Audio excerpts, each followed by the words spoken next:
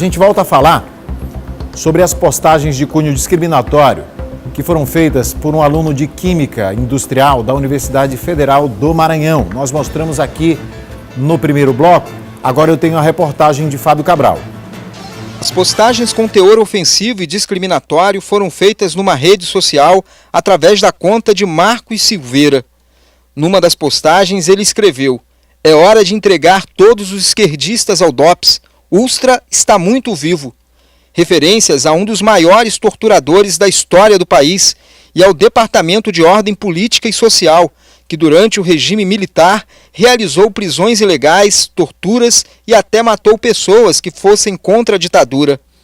Numa outra postagem, Marcos Silveira publicou: "Atenção geral, tá liberada a caça legal aos viadinhos. Não vale atirar na cabeça, tá ok?" Fazendo apologia à morte de homossexuais. As postagens também foram direcionadas a mulheres. "Agora chorem, fraquejadas, vagabundas. O Brasil é conservador."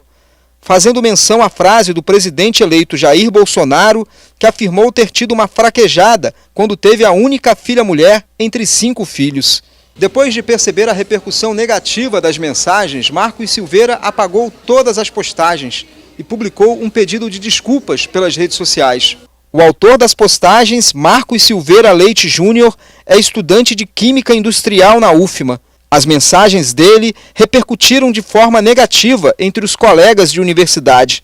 É uma vergonha, sim, para o nosso curso, entendeu? Não um curso, mas aqui do pessoal de exatas. Horroroso mesmo, a parte dele.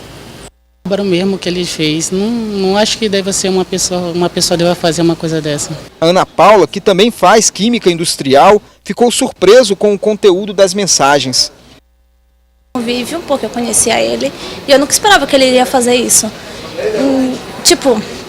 A gente se sente ofendida a todo momento, né? Aqui na UFMA, a gente sempre é meio que reprimida, principalmente eu que faço engenharia. A gente sempre está sendo reprimida pelos homens, porque eles sempre são maiorias e foi muito difícil lidar com isso. A Universidade Federal do Maranhão se manifestou por meio de nota, pela qual disse que promoverá a apuração rigorosa dos fatos, considerando a gravidade das declarações. A UFMA reforçou a incondicional defesa da democracia, mas se posicionando em colisão frontal com a agressão, seja ela física, simbólica, verbal ou não verbal. O diretor do Centro de Ciências Exatas e Tecnologia afirmou que um processo administrativo já foi aberto contra o estudante, que pode até mesmo ser desligado do curso. Nós temos instrumentos legais do âmbito interno de punir ações, não é esse caso, qualquer ação dessa natureza, nós temos condições de punir. Hoje pela manhã, este grupo de advogados representando o coletivo de assessoria jurídica popular e feminista e o grupo de advogados pela diversidade sexual e de gênero protocolou uma representação criminal contra o estudante no Ministério Público.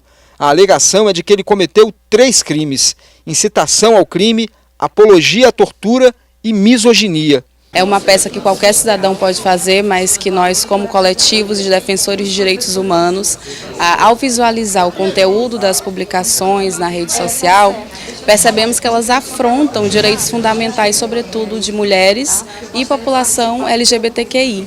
E também a determinado setor que foi o que perdeu as eleições, né, indicando práticas de tortura, fazendo apologia à tortura em relação a esse segmento do eleitorado. Gente, ainda sobre o assunto, eu estou aqui no estúdio com o Tiago Viana, advogado, professor universitário, e Aline, Anne, né, aliás, Anne Aires, que também é advogada, inclusive já apareceram nas imagens, protocolando a peça, e eu queria perguntar a vocês, começando contigo aí, Tiago, o que é possível fazer, o que vocês, quais são as providências, detalha para mim o que vocês estão fazendo. Então, esse pedido, ele nasceu dessas postagens que foram aí colocadas. A gente entende, em primeiro lugar, que é um discurso de ódio contra pessoas que votaram no PT, discurso de ódio contra pessoas LGBT, discurso de ódio contra mulheres. Partindo dessas declarações dele em específico, a gente identificou pelo menos a prática de 2 crimes, que são de incitação ao crime, quando diz que é para dar um tiro na cabeça e que ainda vai premiar, o de apologia à tortura, quando ovaciona o coronel Brilhante Ustra, que é um torturador reconhecido judicialmente também pela Comissão Nacional da Verdade enquanto tal, e a gente fala também sobre uma incitação uma injúria coletiva, né, quando ele se refere a LGBTs como viadinhos, maconheiros, e a mulheres como vagabundas e que foram resultado, enfim, de uma fraquejada. Nesse sentido, a gente pede, nesse aspecto específico, a investigação por parte da Polícia Federal com base na Lei Lola aprovada recentemente. Agora, Anne, eu vi algumas pessoas se referindo a isso. Aliás, é uma coisa que algumas coisinhas estão na moda hoje em dia, né? Tudo é mimimi. Assim, quando alguém reclama porque apanhou, porque pegou uma pancada, e a pessoa diz ai, aí o outro diz, tá com mimimi. E esse mimimi de vocês aí, enquanto mulheres? Então, é importante deixar claro que, como bem o Thiago falou, que isso representa claramente um crime de ódio contra as mulheres, né? E isso é muito preocupante porque o Brasil é um país que tem um índice enorme de violência contra a mulher. Então, esses discursos, essas falas, elas atingem diretamente a nós mulheres e são responsáveis por reproduzir esse tipo de violência. Então, é importante também lembrar que quando se está, né, no meio da internet, né, as pessoas costumam achar que é uma terra sem lei e que os direitos também não valem para esses espaços. Mas as instituições estão aqui para demonstrar que isso não é verdade, que está sendo acompanhado. Inclusive, crimes de ódio na internet. Trata-se de uma competência da Polícia Federal, existem investigações sobre isso.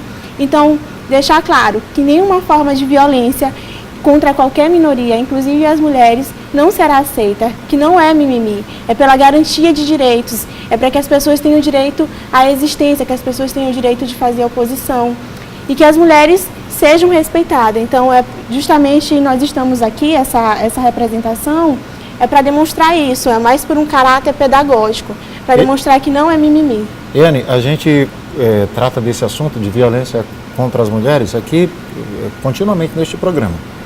E uma coisa que a gente diz é que, não é só porque a gente diz, é algo que é verdade, é que a violência, Thiago, contra a mulher, especialmente tratando desse tema, ela nunca começa com o tapa. Ela pode até terminar com a morte da mulher, mas ela nunca começou com a agressão física. Ela começa exatamente com uma intenção, com uma teoria, com uma frase, e aí aquilo vai aumentando. Então, se a gente aceita isso, não, é só brincadeira, não é brincadeira. Não, é mimimi, não é mimimi. Quem apanha a primeira vez fraquinho e não diz ai, vai apanhar forte da segunda vez, e isso termina numa violência muito maior. O Thiago falou que vocês já pediram a providência da polícia no que diz respeito à investigação. E o que pode ter, qual é que é a consequência disso? O que a investigação pode apontar e, se apontar, em que isso se enquadraria? Então, essa representação criminal, baseada nesses 3 aspectos que eu coloquei, a gente deu entrada na ouvidoria do Ministério Público, que fica responsável por ouvir a sociedade, coletar esse tipo de informação. Lá, a gente já, inclusive, conversou com o secretário institucional do Ministério Público, da Procuradoria-Geral de Justiça, e ele falou no sentido de encaminhar isso para a atual ouvidora, a doutora Rita, e que ela vai dar um encaminhamento para um promotor de justiça criminal, caso entendam que se trata de delitos que possam ser investigados aqui no âmbito estadual. Por uma questão também de precaução, a gente não só fez o Ministério Público Estadual essa representação, como também vai apresentar uma representação junto à Procuradoria de Direitos do Cidadão do Ministério Público Federal, porque caso sejam esses delitos de competência da Justiça Federal investigar, ele vai ser responsabilizado nesse âmbito. O fato dele ter pedido desculpa, enfim, fez uma postagem, isso muda alguma coisa? Bem, pedir desculpas pode ter sido o mais genuíno possível. Entretanto, as palavras já foram ditas, o crime, em nosso entender, já foi cometido, os crimes, na verdade, então ele precisa responder por isso. O fato dele pedir desculpas não apaga o fato de ter sido crime e nem a violência com a qual ele contribuiu. Deixa eu fazer uma analogia aqui. É como se eu te agredisse fisicamente, enfim, te machucasse, e depois disso eu dissesse, olha, me desculpa. Ou seja, eu posso até estar devidamente arrependido, mas isso não muda o fato de que eu cometi uma agressão, de que eu cometi um crime. Exato. É isso. E eu preciso pagar por isso. Tudo isso, se ao final for considerada a culpa, for considerado de fato que ele deva pagar, o que é previsto na lei de punição? Olha, se o Ministério Público, que for apresentar essa denúncia, se for apresentada, entender que houve apologia e incitação, os 2 crimes têm pena máxima de 6 meses. Então, ainda que isso só me dê 1 ano, a gente vai ter uma série de benefícios para crimes que têm pena abaixo de 2 anos. Então, cumprir pena não exatamente, isso dificilmente vai acontecer. Mas a responsabilização ali de ele cumprir alguns requisitos para, inclusive, poder receber esses benefícios, ele vai ter que cumprir fora nas outras esferas que ele está respondendo, administrativamente na UFMA, com risco, inclusive, de ser desligado. Era isso que eu ia te perguntar, corre o risco? Iniciativa, sim, foi o próprio Departamento de Química, os alunos, enfim, se mobilizando, o próprio Departamento de Química e professores, que já tomaram providências nesse sentido para apurar administrativamente a conduta dele. A nossa atividade aqui está sendo apenas na esfera, junto ao Ministério Público, na esfera, para pensar na esfera judicial. Como tu falaste, Ana, tem um caráter muito pedagógico, né? Sim, sim. É porque, como bem você mencionou, nós temos a impressão de que essas violências simbólicas por palavras, elas são menos importantes do que a agressão física, mas como bem você mencionou, né? O estágio da violência física, ela é o estágio máximo e tudo, mas antes disso, existem diversas formas de violência que devem ser reprimidas e que devem ter um caráter pedagógico para as pessoas entenderem que elas não podem estar por aí usando supostamente da liberdade de expressão para xingar a pessoa. Não é território livre, como todo mundo pensa, livre no aspecto de que eu posso dizer o que eu bem entender, o que eu bem quiser por trás de um teclado, por trás de um smartphone, e eu não vou ser punido por isso. A acusação que você faz na internet, inclusive, olha, é bom destacar aqui, me permita, Tiagiane, que trazendo aqui já para outro âmbito, mas só para fazer uma analogia, pessoas que às vezes vão reclamar seus direitos contra alguma empresa na internet e elas acabam extrapolando isso e xingando e fazendo algum tipo de acusação, usando algumas... Essas pessoas, elas invertem a coisa e tornam a empresa, por exemplo, vítima, e várias pessoas perdem na justiça porque essas empresas processam as pessoas por fazer esse tipo de coisa. Então, não é território livre, não é assim, eu vou dizer o que eu quero, eu vou acusar o Geisael de uma coisa e vai ficar por isso mesmo, porque se as providências forem tomadas, você será responsabilizado pelo que disse.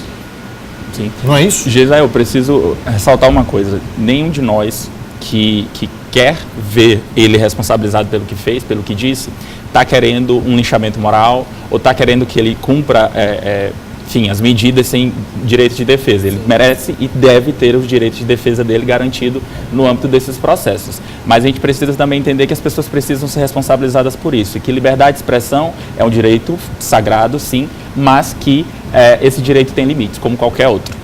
Olha, a gente tem só um minuto para terminar o programa. Eu quero agradecer a presença aqui, Tiago, agradecer a presença da Anne também e dizer que o programa está aberto para discutir esses temas sempre, e a gente vai ser uma voz na defesa desses assuntos, desses temas aqui, especialmente relacionados a algumas categorias que são ditas como minorias. E agradeço mais uma vez a presença de todos vocês, agradeço a audiência do pessoal de casa, não dá mais tempo, faltam 30 segundos para encerrar o programa. Amanhã nós estamos de volta com mais um Na Hora D, e fica aqui mais uma vez o recado. Internet é território livre, mas não é sem lei.